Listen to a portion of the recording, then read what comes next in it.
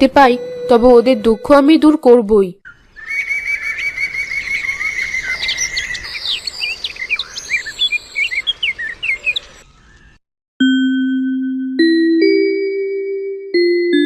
মা, কোথায় গেলে?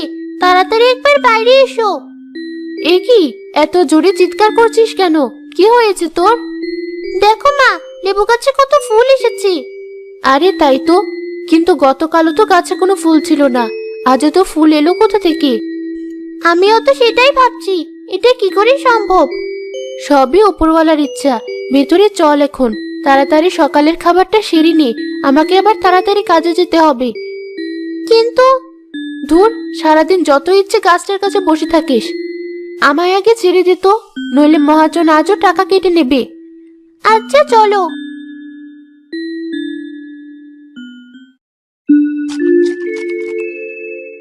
আমি আসি মা, আর দেরি করতে পারছি না।